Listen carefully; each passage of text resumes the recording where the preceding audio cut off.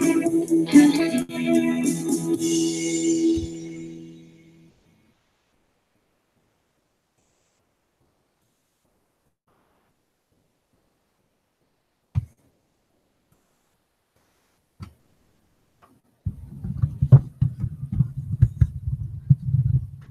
good morning, YouTube. Hey, let me get this situated on the screen here, and I'll get right with you. I got to get my links saved up and in place, and we will roll on down the highway. I think somebody said that in a song somewhere. What's going on? We finally made it to Friday. Hope everybody's doing well. We'll get this pulled up and look at the weather, which still has rain like everywhere out there, out yonder to the east of us. For some reason, it hasn't stopped.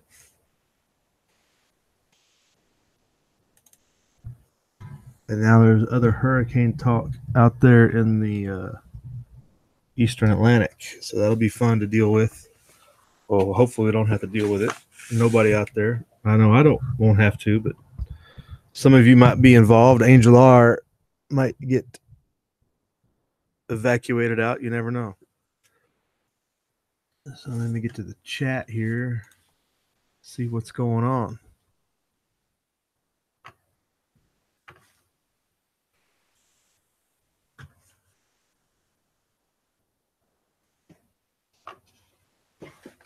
But as you can see, this big storm right in the middle of the country, big showers, big rain.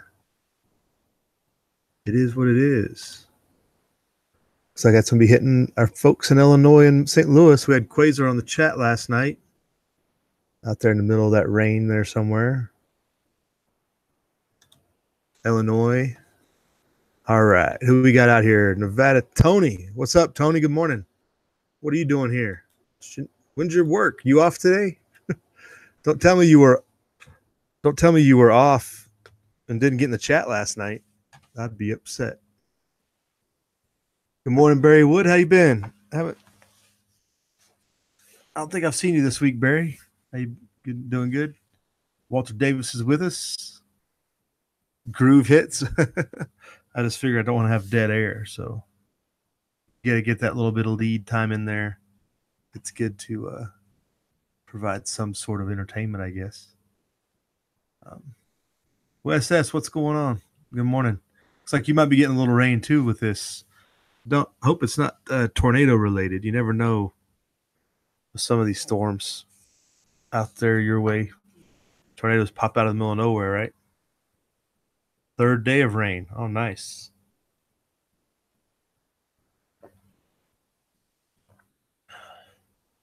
So speaking of hurricanes, they've got one called Florence. It's right here off the east, and then they got these other two backed up against it that they're calling for may have some sort of influence in the weather.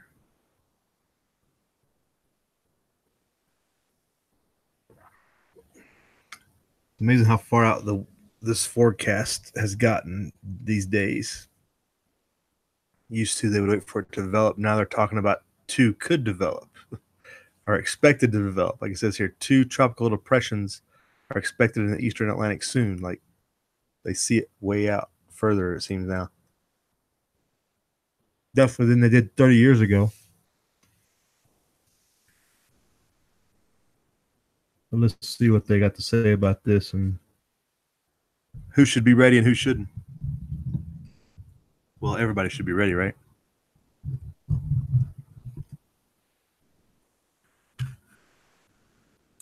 There is certainly no shortage of things to track in the Atlantic right now. We have several areas to watch. Now, we're going to focus right now on Invest 92L and a brand new Invest 93L, which is off the coast of Africa. Now, both of these do show favorable development within the next 5 days. 92L is up to a 90% chance, so that is a very high chance. Long-range models are pushing it off to the west. So this is something we'll keep our eye on. Could be a player next week or the week after. Tropical Invest 93L. Now, this is activity just sitting off the coast of Africa, and it is favorable for development. Once again, a 90% chance of formation over the next 5 days. Long-range models are pushing it to the north, but still, this is something we're going to keep an eye on through the next week.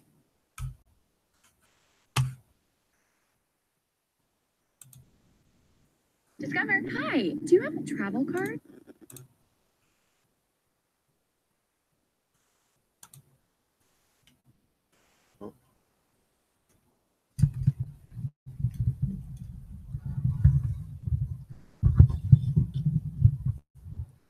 So they're saying right on cue with what they call the peak hurricane season is these storms. So possibly more to follow.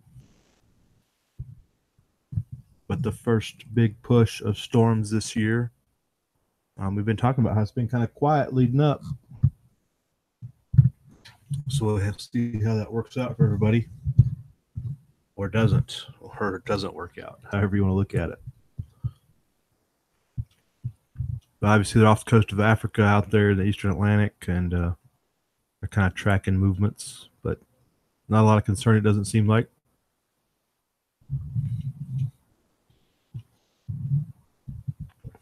So just getting that info out there. But speaking of Africa, since we got storm development out there, the Ebola outbreak is raising its head once again.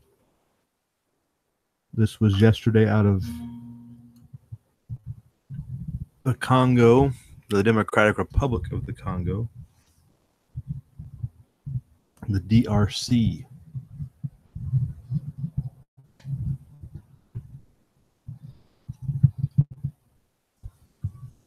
As they like to call it.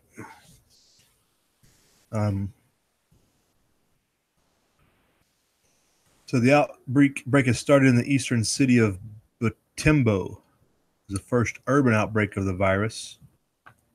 Current outbreak has already killed 87 people and is close to becoming the 8th largest in history.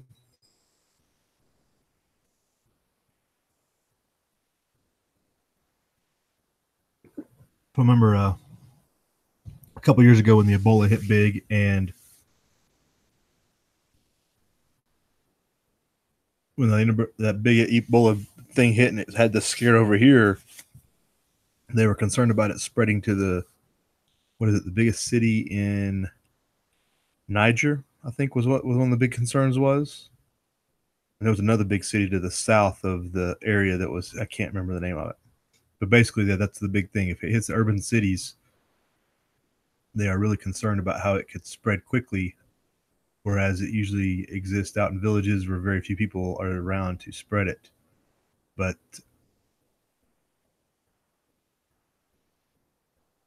Butembo is a city of 1 million people, and that is causing a lot of concern, it looks like, in this case.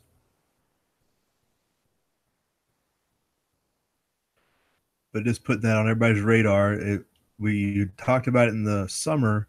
They had a small outbreak. It didn't seem like a big deal. They called that one over, and then a much larger outbreak came right on its heels. And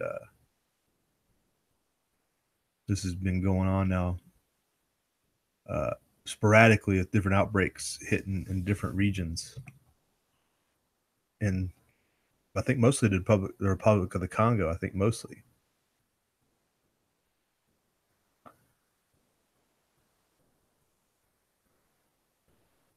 So Saturday is the month since the latest outbreak started. 122 cases reported so far. Nearly 70% of the patients died despite health officials rolling out treatment drugs.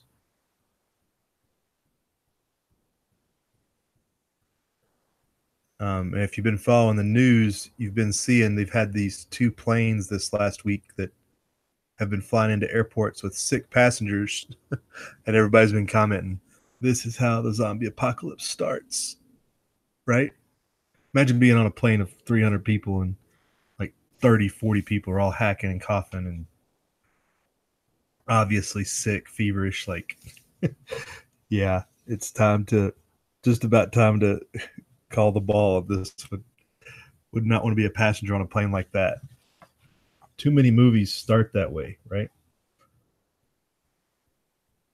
Mr. Tommy Boy 9, good morning. What's going on? Humidity finally got there? You want humidity? What's wrong with you, sir?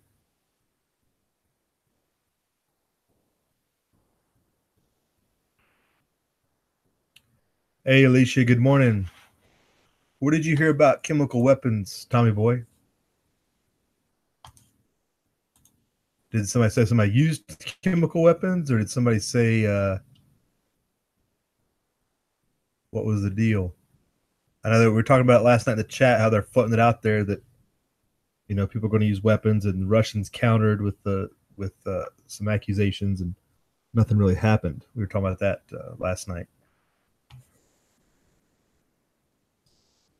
But also staying in Africa, another article popped up in the Zero Hedge, having on tying in with the China Silk Road Initiative, whatever you want to call it. And this title, it's Africa's Choice, AFRICOM, or the New Silk Roads. When China calls, all Africa answers, and Beijing's non-politicization of investments and non-interference in internal affairs is paying off big time. That's probably how they're getting a little more traction in certain countries, because they don't care about what religion you are, how you worship, how you treat your families, how you treat your kids and the neighbors. They don't care about those things. They just want to get your money, and as long as you protect their money and their investment, they're cool with it.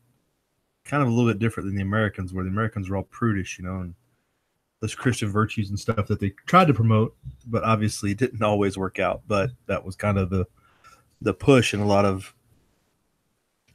our trade relation stuff. But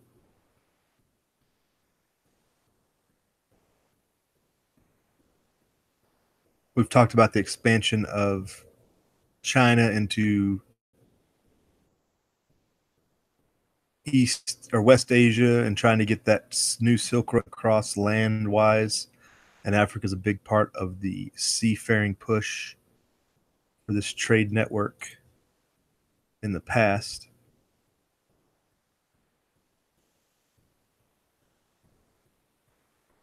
But as it says here, that at the Forum on Africa or Chinese Africa Cooperation, of course they got to have an acronym, FOCAC, FOCAC, I guess. We'll figure it out. We'll figure it out, I'm sure. I guess this was in Beijing. President Xi Jinping has just announced a hefty $60 billion US dollar package to complement another $60 billion pledge at the 2015 summit. So more investment coming from China into Africa.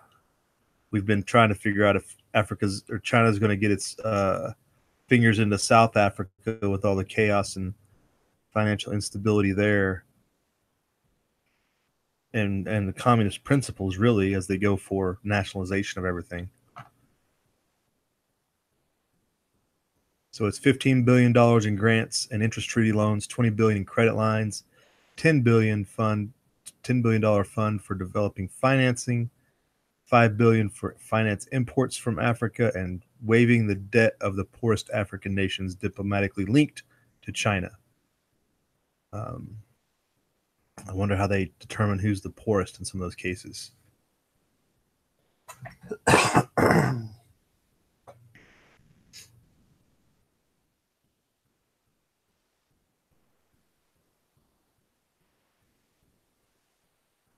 So first, there were ministers from 53 African nations, plus the African Union Commission, approving the Beijing Declaration, what they called the Action Plan in 2019 to 21 was the forecasted timeline for that plan. After the $60 billion announcement, Beijing was signing memorandums of understanding with 9 African nations, including South Africa and Egypt. There you go. Egypt, obviously, most prevalently because of the Suez Canal. South Africa, the Horn of Africa. So, related to the new Silk Roads Belt and Road Initiative. Additionally, another 20 African nations are discussing further cooperation agreements. How many Chinese troops have we seen in Africa? Somebody's got to get some on the ground reporting.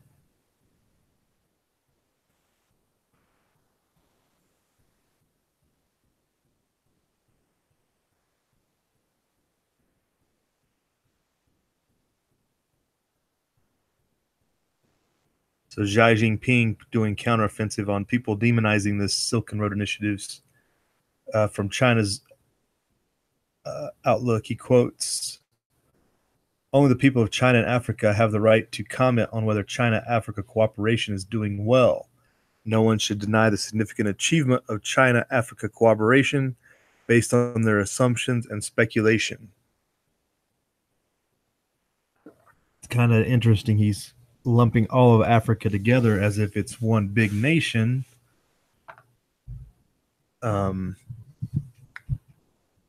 I don't think anybody's ever tried to do that. Obviously, one way to break down some of the opposition, maybe, or competition, is to just disregard the Western boundaries that were placed in Africa, and just focus on it as a conglomerate. Africa obviously would be the exception. I think Sub-Saharan Africa would probably be the focus here, but they are in Egypt, so yeah. So that's in your links. Go check that out. It's quite a little bit longer, but we've been watching this Chinese development issue, and that's 120 billion in the last 3 years into Africa. I'm not sure how much we put in, but usually all our money is tied with military might and presence. Very rarely does our money that goes into these places just go towards trade and monetary issues. Strings attached, as they say. We might be behind the power curve on this deal from a US-EU perspective, which is to our own detriment.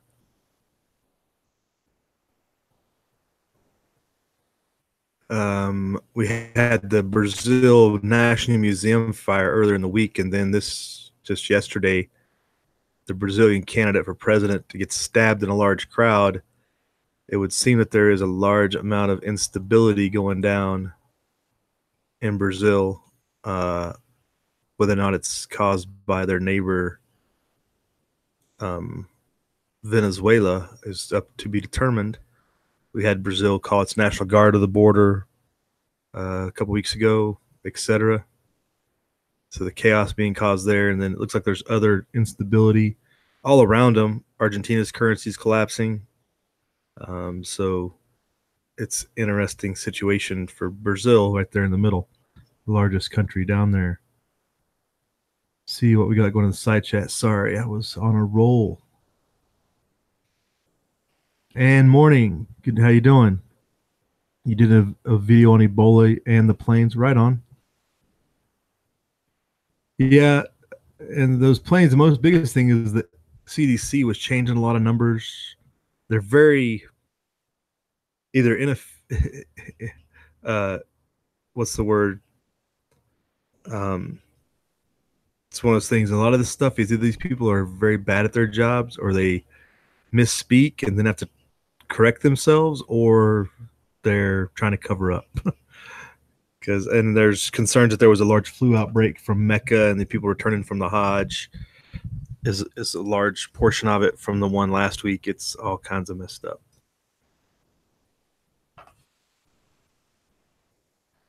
Tommy Boy Fox News mentioned about the chemical weapons in Syria. Okay. I did not catch that, but I know we talked about it last night that Russia had countered when we kind of floated the idea that chemical weapons are going to be used or imminent or whatever.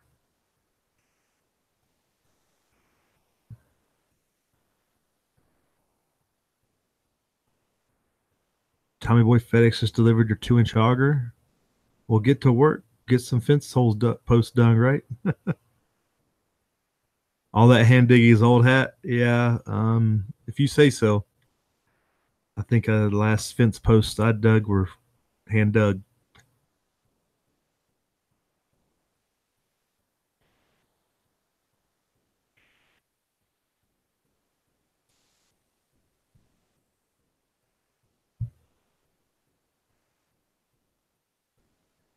All right, right on. So yeah, this Brazil thing, he was in pretty bad shape last night. Last we checked on it, um, this was updated 3 hours ago. But yet a short article. Let's see if they have a. They caught the suspect yesterday. Um,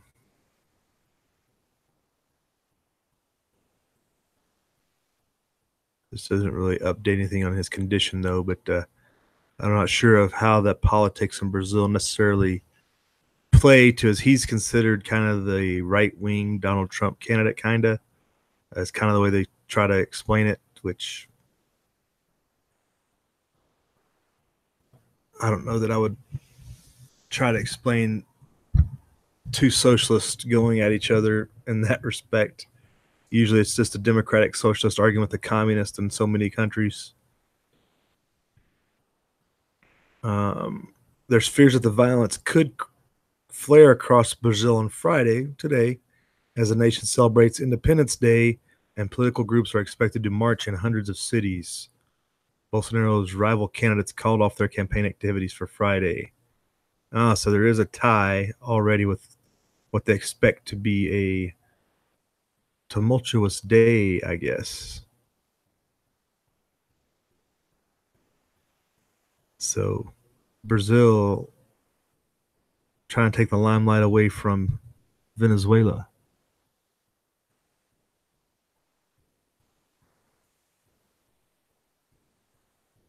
All right, so final link I had up was just kind of something to investigate. I like kind of the title. It kind of tied in what we're talking about last night. It popped up on the Zero Hedge last night. It says apocalypse now or not. Kind of talking about how the collapse will happen and what come out the other end and how, I guess, bad it'll be or how it'll kind of work.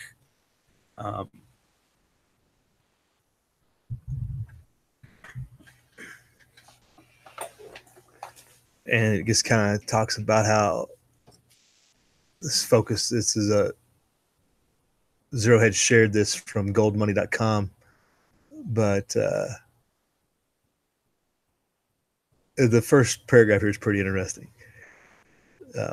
Members of American libertarian movement, particularly extremist preppers, are often associated with the belief that a complete breakdown of society is the only outcome from government economic policies and will lead to complete social disintegration.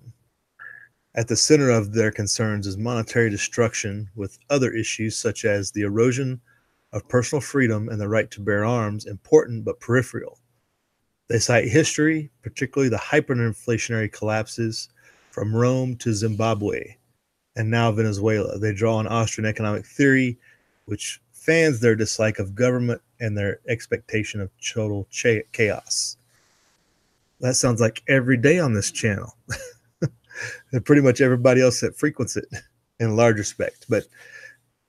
And we kind of talked about that last night about what comes out the other end of a potential collapse or inflationary, large scale economic disaster.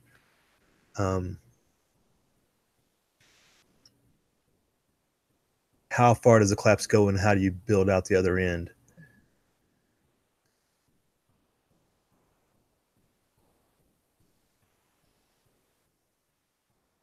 So it says here that reasoned economic theory certainly reduces the science to one of black and white conclusions, but the whole point of it is to explain society's errors so that they can be corrected. So as we were talking about yesterday, preparing how many people can you get ready to provide a better outcome after the collapse or after the extreme rule of law or whatever we want to call it? How do we prepare to thrive afterward and build something better upon its ashes is kind of what we were discussing last night. maybe we were too little too, like it mentioned in this top paragraph, the expectation is of total collapse and total chaos, which will be raised, then we'll rebuild out of the ashes of that. But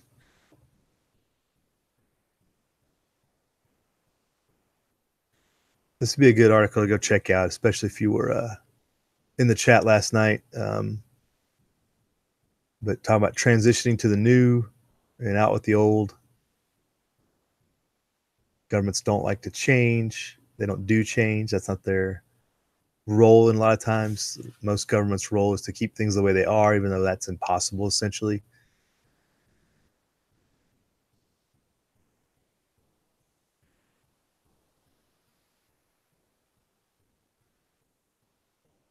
So here's another good lead in on the transitioning to the new.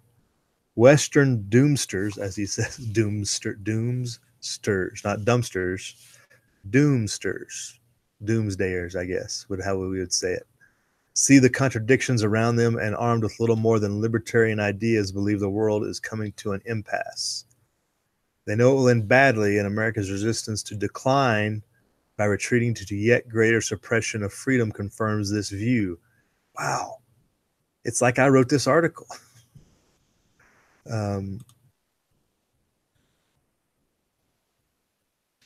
The mistake is to assume nothing will replace the disintegration of the American state. Well, we hypothesize all the time about what is going to replace it, how will it break up, what will come out of in the end. So I don't think we don't assume that nothing will replace it. I don't think we have that problem.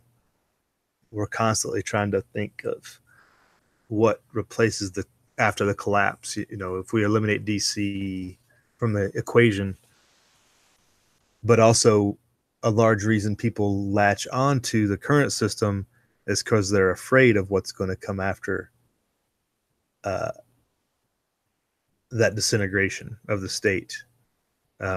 People are very fearful of that. That's what a lot of what ties it. People would rather have the devil they know than the one they don't, right?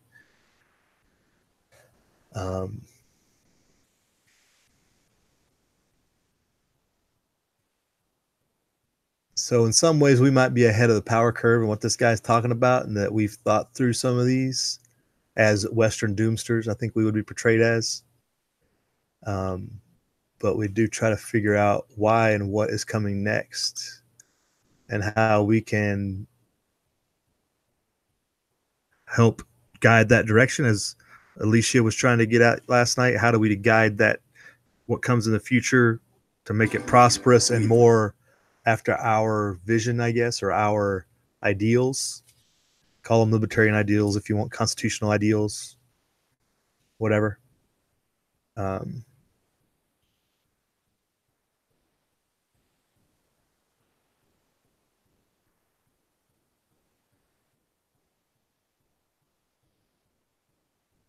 Post-apocalypse currencies, obviously a high topic of what's going to be used as barter and trade and built up after the fact.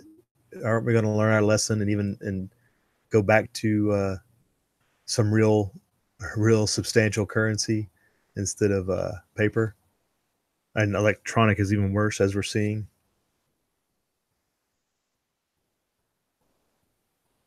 Here's a big underlined paragraph that's definitely true. It's hard to see America giving up her hegemony willingly, and therefore it will be down to events, right? It's going to take something to happen for America to give up a lot of the leverage. Like we talked about, if the American petrodollar does go away, backed by the significant military that it is, and what happens with especially Russia and China. So it goes on. America and other welfare states also face a transition into more free market-oriented economies with considerably less state intervention. That will not be easy either. Furthermore, there is no guarantee Russia and China will take on the mantle of world domination successfully, but we can be reasonably certain they have planned for this eventuality for a long time. And as we've talked about, these collapsing currencies in Turkey and Brazil and Argentina and Venezuela, a lot of it is driven down, and the collapses of these currencies is caused by the US dollar. So if the dollar isn't around to drag, anything else around because the dollar's collapsing, what rises up? Does anything rise up to really beat down the dollar and cause the problems with the dollar that we've caused on other currencies? Does somebody else take over the oil trade currency or whatever? Or does it just go to one world currency as we've all suspected as well? And we all know what comes after that. The one world Bitcoin electronic currency that's suspected to be on the agenda. So his conclusion here, 3 paragraphs. The prospects for fiat currencies and welfare states are not good, but it is a mistake to think Homo economicus will sync with them.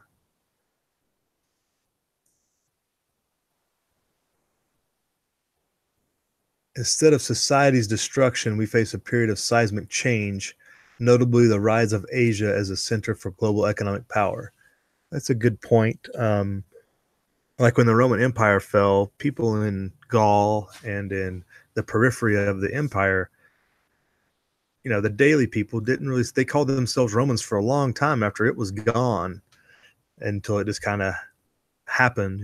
Other rulers came up and other concerns came up, and the invasion of the Moors and everything else, and other concerns arose, and people organized differently. Asia's 2 major currencies, the yuan and ruble, will not survive in their current form. They will have to be backed by gold. Well, I wouldn't say have to, but you would think they would to prosper. But fortunately for this world, this has long been China's backstop plan, and Russia is now belatedly acquiring the gold necessary to back the ruble as well. It seems like that's been in the game plan for a long time, back as far as 2010. I can remember looking at how China, India, Russia were all doubling down on gold while everybody else was pretty much selling. They've been building up their stocks, and they talked recently about India for the first time in a long time going back to their central bank buying gold. America could save the dollar by following suit, but yeah, that's probably not true. It says here she probably has sufficient gold reserves, but to do so requires her to abandon almost everything the government and the Fed currently believe in, and is therefore only likely to happen under duress. As if 2008 wasn't bad enough, or 1989, or 1933, or any of those other years. Yeah, the probability is that America doesn't have the gold reserves. If you ask me, it's probably not true. But our central conclusion is that we will survive, and to retreat into mountain and jungle hideaways to escape an apocalypse is a mistake. We do not face a new dark age. What we do face are some home truths about unsound money, bringing with them considerable uncertainty and change.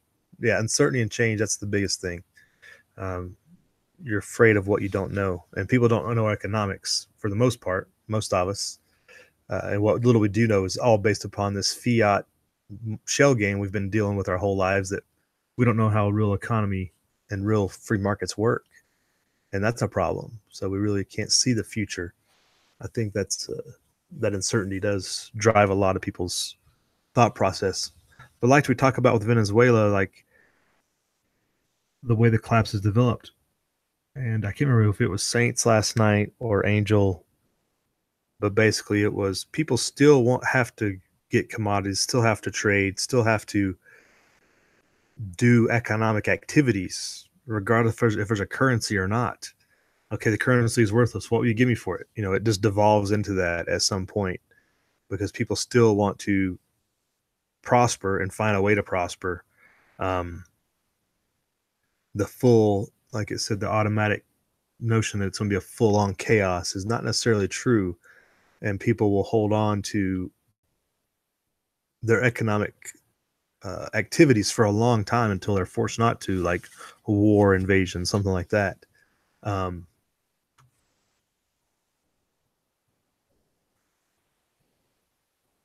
And We've also mentioned a lot. I want to talk about the slow burn. I've talked about that before, about how to be a slow collapse, nothing immediate unless there's an event.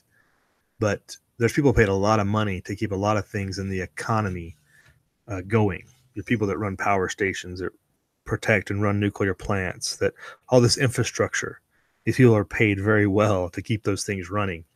And they, more than anybody, probably know what will ensue should those things go down long term, because they see the chaos and the disruptions it caused just in the short term events. So if anybody knows, it's those people that run the infrastructure, who are compensated very well for their, there's people that do their whole job is to plan backups to the backups to the backup for if these things fail. So that's probably true. What he talks about a lot of this is it's not going to be total chaos, but there will be a large transition that'll be very painful, especially in economics. But that's been long-winded, folks. We're going to need to get out of here. Thanks for joining us. Alaskan Christian has joined us. Good morning. How you doing?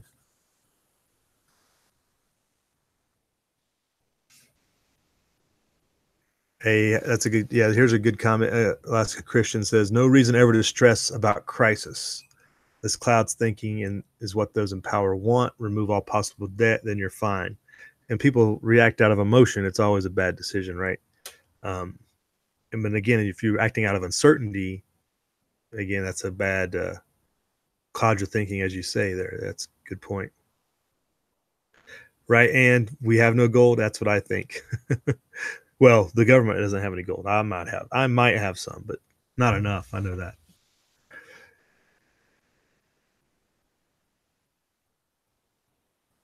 So thanks for joining us, everybody. HRM Weapons Machinist just joined us. We're about ready to check out, but thanks for checking in. You can rewind to the beginning.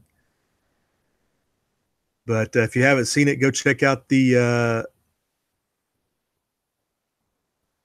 chat from last night. We covered a lot of topics.